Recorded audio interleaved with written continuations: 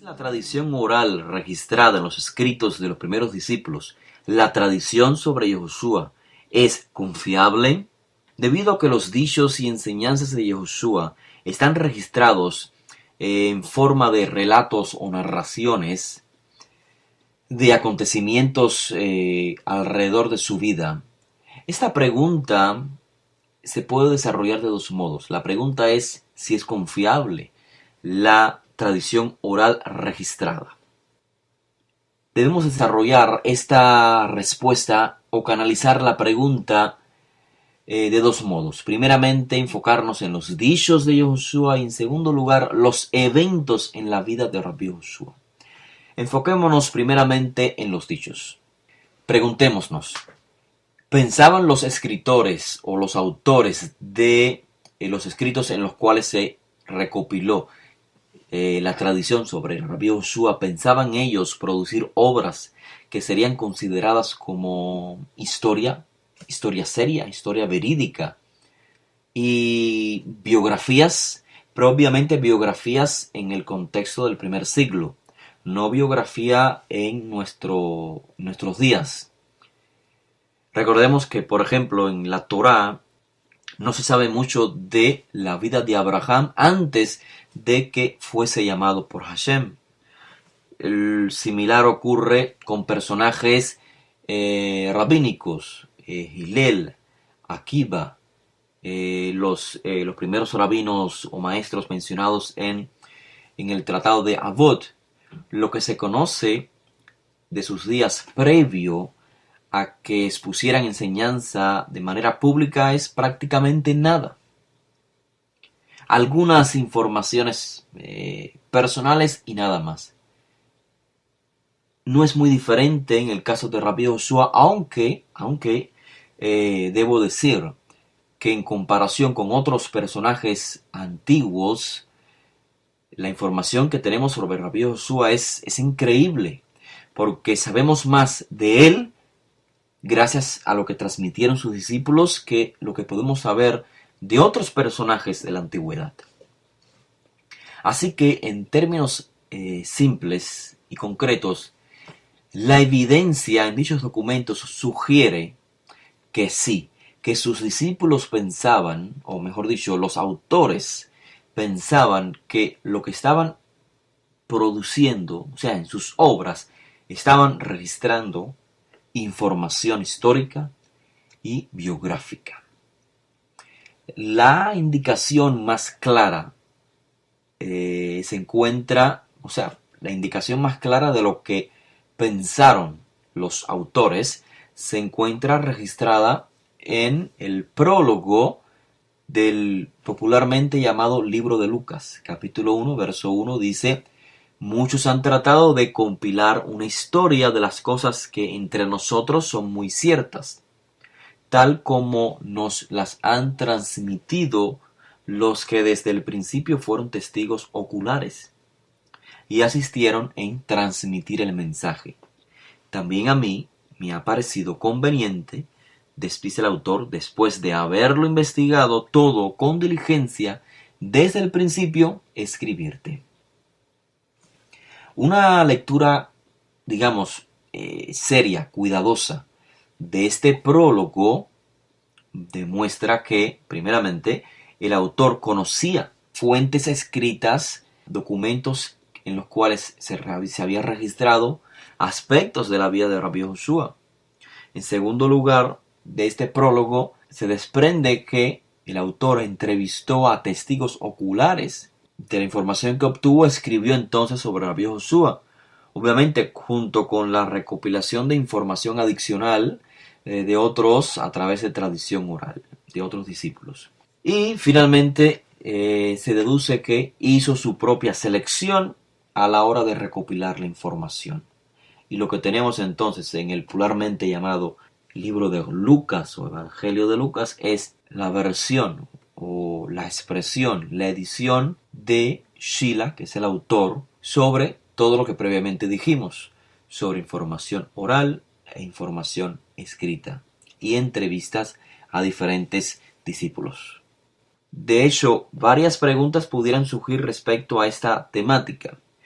Por ejemplo, cuán cuidadosamente los escritores o los autores preservaron los detalles históricos, o qué habilidad tenía el autor de hacerlo, porque una persona con muy buenos deseos, pero que no sea profesional en esta área, no logrará realizar el trabajo como profesional.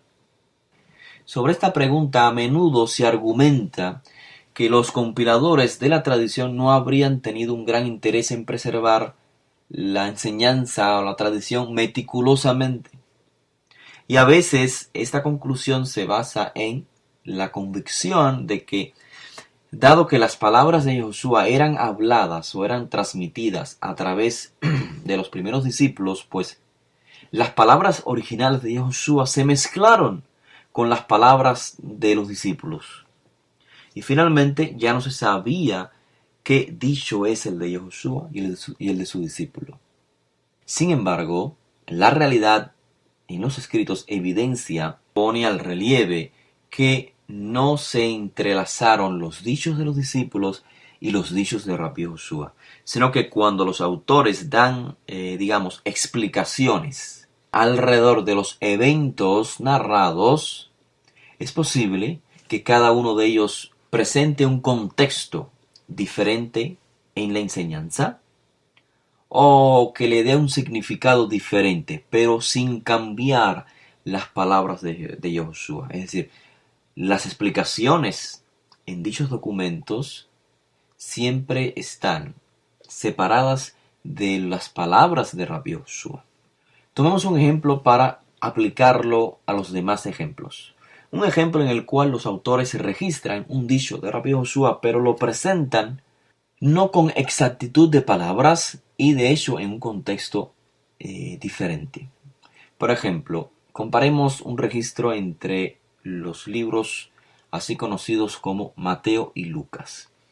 Ambos registran un mismo dicho de Josué, pero en contextos diferentes, como si cada uno a la hora, como si cada autor a la hora de componer su obra tenía, el acceso a la información oral y a información escrita, pero esta la colocaron en un contexto que a su opinión les parecía de acuerdo al objetivo, al punto de vista, temático, no cronológico.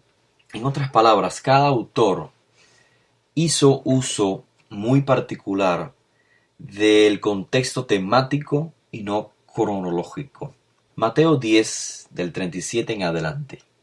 Y Josué dijo: el que ama a su padre y a su madre más que a mí, no le soy digno. Repito, el que ama a su padre y a su madre más que a mí, no le soy digno. El que ama su vida la perderá, el que la pierde por mí, la encontrará.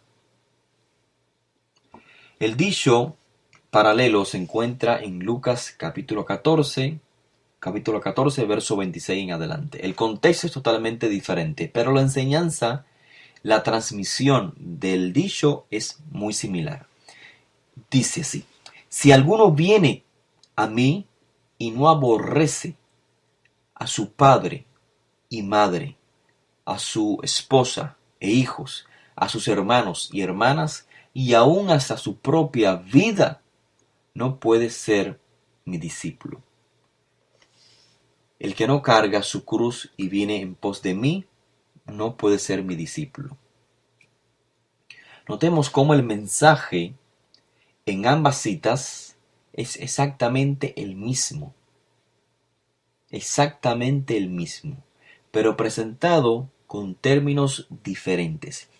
Curiosamente, debo aclarar primeramente que el autor de Mateo registra el mismo dicho de Lucas, el segundo dicho de Lucas, el que no carga su cruz y viene en pos de mí, no puede ser mi discípulo.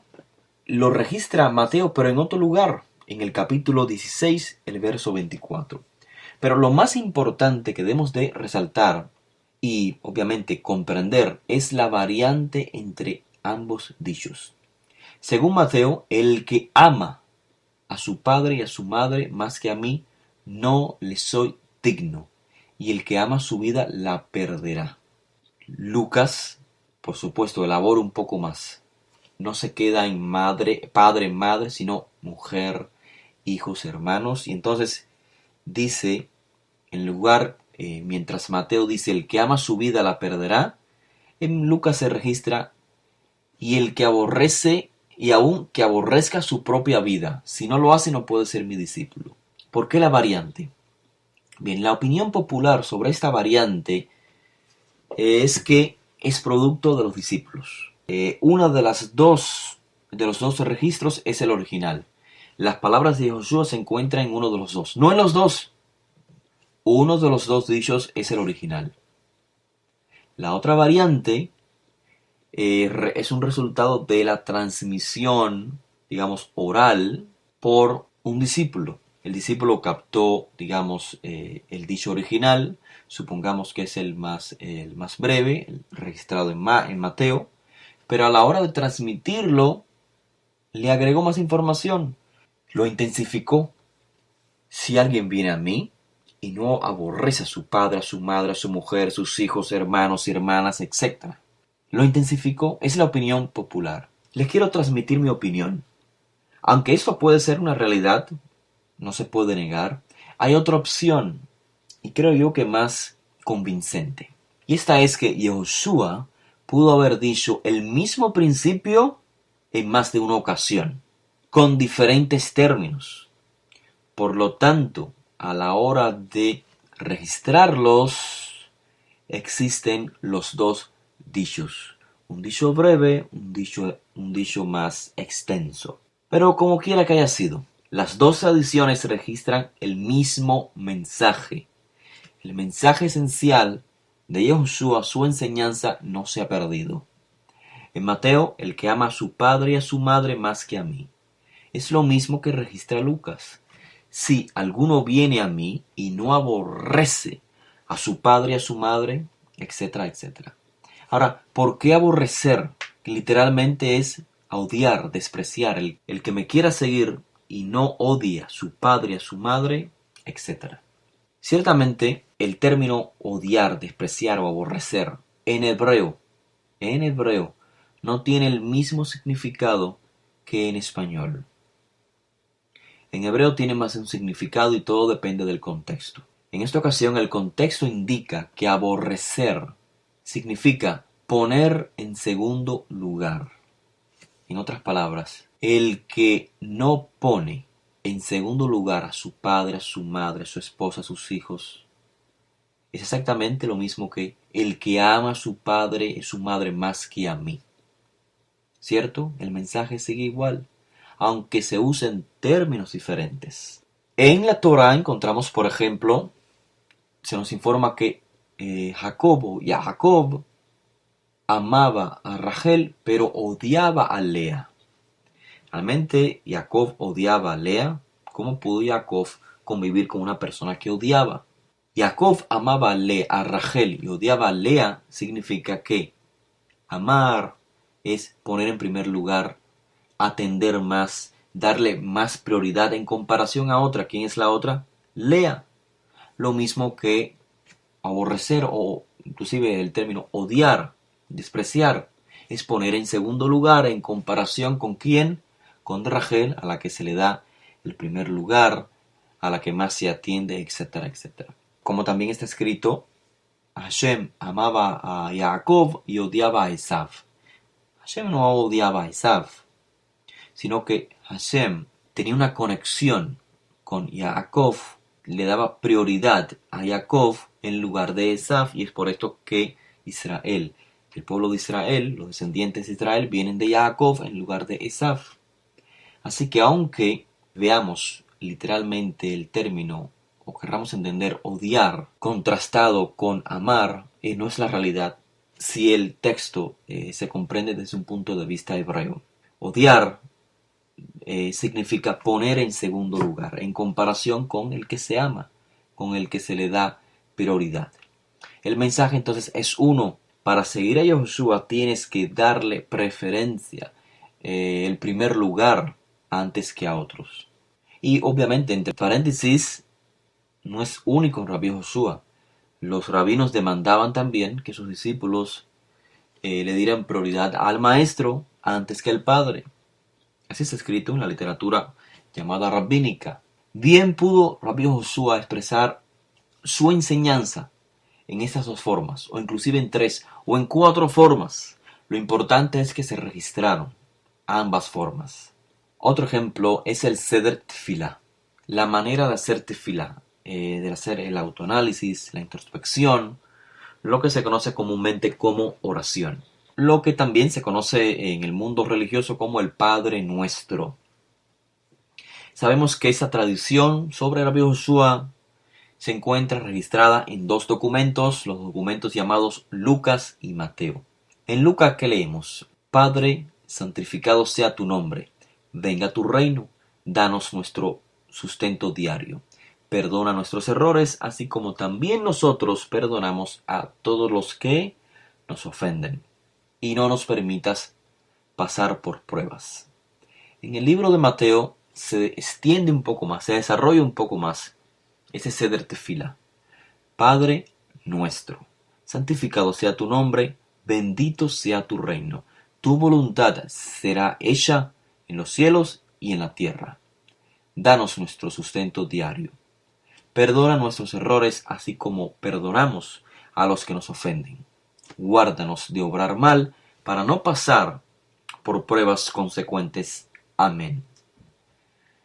Las diferencias, como pueden ver en sus notas, las diferencias de términos se deben simplemente a las traducciones. Claramente, la primera traducción del hebreo al griego del libro Mateo no la hizo el mismo primer traductor del libro Lucas al griego. Fueron traductores diferentes, usaron entonces los términos que mejor pensaron. Luego, cuando se combinan las dos tradiciones, claro, aparecen términos diferentes, pero se reconstruyen al hebreo. Es muy claro que la fuente es la misma. Los términos en hebreos son los mismos. Por ejemplo, venga tu reino. Encontramos en la versión griega del libro de Mateo y en la versión griega del libro de Lucas. Sin embargo, en la versión hebrea de Mateo encontramos la expresión Itbarech Malchutja. Bendito sea tu reino. Claramente, en español, venga tu reino y bendito sea tu reino, pues no son sinónimos. Pero en hebreo sí son sinónimos. Se refieren a ambos, venir y bendecir, se refieren a la aceptación y la recepción del reino. De hecho, ustedes sabrán, cuando se le da la bienvenida a alguien, se le dice Baruch Haba. Como se ha escrito también que el pueblo de Israel dice al rey Mashiach Baruch Haba Beshem Hashem. Literalmente se traduce bendito es el que viene en el nombre de Hashem, pero una traducción posible también es bienvenido seas en el nombre de Hashem. Cuando tenemos un invitado a casa, ¿qué le decimos en hebreo? Baruch haba. No significa bendecido seas, sino bienvenido seas. Así pues, venga tu reino o bendito sea tu reino expresan la misma idea, solo que en las traducciones al griego se expresaron en términos diferentes. Otras variantes que encontramos en ambos registros sobre el Seder Tefilá es, primeramente, en el libro de Mateo se registra Avinu, Padre Nuestro.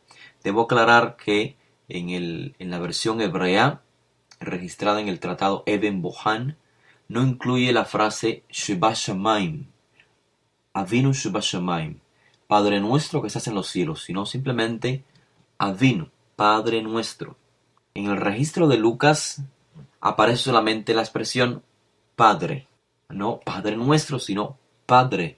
En hebreo, quizás el original registraba Abba. Puede que entonces se deba esta variante puede que se deba a la repetición de la tefilá en más de una ocasión, como el ejemplo previo. Porque Avinu obviamente habla en un contexto de un grupo, Avinu, Padre Nuestro, mientras que Abba se desconecta de un grupo y se refiere entonces a la tefilá o la oración o el autoanálisis de una persona. Ambos términos, Avinu, Abba, expresan la misma idea, la misma concepción de que se ha de tener sobre el Creador cuando hacemos el ejercicio de la tefilá. Debemos de tener presente la experiencia humana entre padre e hijo. Es la misma realidad que debemos de tener presente cuando realizamos el ejercicio de la tefilá. Este es el mensaje. Por lo tanto, Avinu, Abba, ambos expresan la misma idea. La diferencia quizás una vez más se deba a la repetición de esta enseñanza en diferentes contextos. Lo mismo podemos decir de la frase tu voluntad será hecha según la versión hebrea. Estoy traduciendo la versión hebrea de Eben Bohan. Tu voluntad será hecha en los cielos y en la tierra. Esta frase que encontramos en el libro de Mateo está omitida o no aparece en el registro de Lucas. En realidad, si prestamos atención, tu voluntad será hecha en los cielos y en la tierra, es una extensión de la oración previa. Venga tu reino o bendito sea tu reino. ¿Por qué? Porque el reino es la voluntad de Hashem. Entonces tu voluntad será hecha en los cielos y en la tierra es simplemente una expresión o una extensión, una expresión más completa de la oración previa. Bendito sea tu reino, venga tu reino, que tu reino se manifieste. Dice el libro de Lucas, no nos permitas pasar por pruebas. Sin embargo, en el libro de Mateo dice, guárdanos de obrar mal para no pasar por pruebas consecuentes. Son la misma idea, solo que una más elaborada que la otra. ¿Quién fue el autor de la elaboración? Es la pregunta que todos se hacen. ¿Los discípulos o el rabino? La tefilá más breve, más corta, registrada en Lucas, es la tefilá original, y la que encontramos en el libro de Mateo es una tefilá, el resultado de la transmisión, de la elaboración por parte de los discípulos. Puede ser lo uno o lo otro. Como ya dijimos, puede ser que Yehoshua enseñó en dos ocasiones la tefilá, una de forma breve, una de forma extensa. Ambas se recopilaron. Cuando el escritor contacta a una fuente, a una persona o a un registro, o sea, información oral o información escrita, para compilar su información, puede que el autor de Lucas tuvo acceso a fuentes que el autor de Mateo no tuvo acceso, o viceversa. También puede ser que la tefilá o el seder tefilá registrado en el libro de Mateo es una elaboración sobre el seder tefilá registrado en el libro de Lucas. O puede ser de forma inversa. Puede ser que la tefilá registrada en el libro de Mateo es el original y fue abreviada en el libro de Lucas, con objetivo de hacerla más compacta, dado que es oral. Recordemos que las enseñanzas pudieron ser repetidas en más de una ocasión.